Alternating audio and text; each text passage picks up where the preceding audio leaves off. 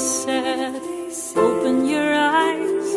What if they said, it's time to rejoin the circle of life? This is where you wake up, live on. Greetings, Grandfather. Now it is time to speak of a situation which many of you know, but some of you do not. This planet and all the beings upon it has as its core root a feminine representation.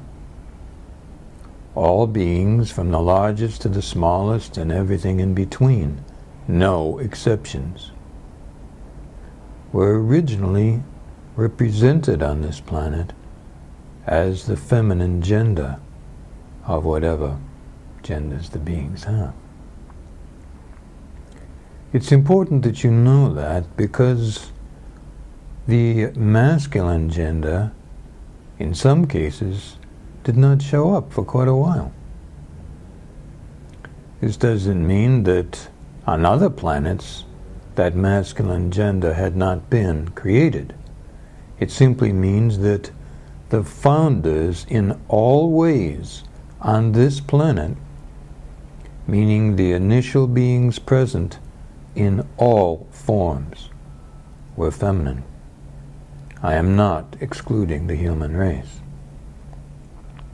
Now, if you know that, it helps to explain a few things which you might consider otherwise to be anomalies. Of course, you might also say, well, that's the way it's always been, but as you know, and especially as succeeding generations, or as is sometimes called, younger generations know, what has always been is not the most satisfactory answer. So, a factor. The feminine being is considered to be softer and more fragile, though this is not always the case. But speaking of the human being, there is an interesting sidelight here. In the crook of the elbow, in the underarm, and other places are highly sensitive areas on both male and female. But if you look at it straight on, you will be able to see that these soft and tender areas, which a masculine being might consider to be natural for the feminine being, are just as soft and just as tender on the masculine being. What does that suggest? It suggests that the masculine being, no matter how they exist on other planets, followed the feminine being here. It also tells you, and this is the crux of why I'm bringing this up today, not just to be argumentative,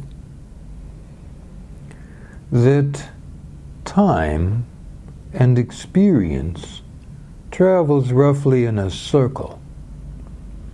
And you've been told by many sources that the feminine energy is rising on this planet and so on. You've heard that for years.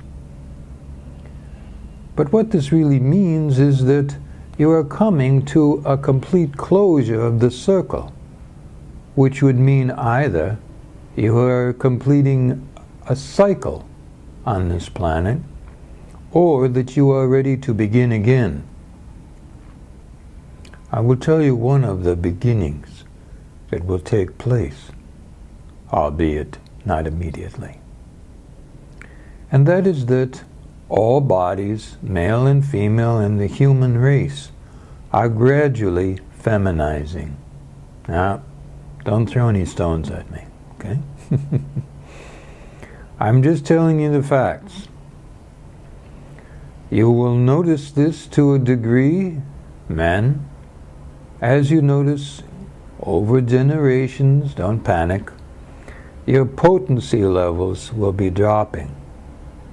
Partly this is because Mother Earth cannot take billions and billions of human beings. And you can tell that. Certainly that is why peoples have traveled from planet to planet when population got to be too big, so as to create a migrational movement, but that will happen, not immediately. Your overall spirit for both male and female is of one type of being, not a male spirit, not a female spirit, but a single type of spirit being which contains the components of male and female. Creator, when bringing about the human population on this planet, felt that there were unresolved problems on other planets, and that one way to resolve them might be to create a temporary split in the complete spirit of all beings. You all have a complete spirit representing all of your lives, both masculine and feminine and so on other planets and so on and so on. Creator felt if we split the spirit into its masculine and feminine qualities, it might be possible to solve some problems that exist on other planets. And so, that's where you come in. The explorer race. Not talking about white or black or nationalities. I'm talking about all human beings on this planet.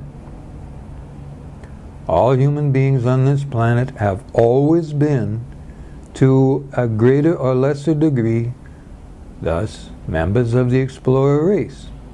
But you who are living now represent much more the explorer race than ever before.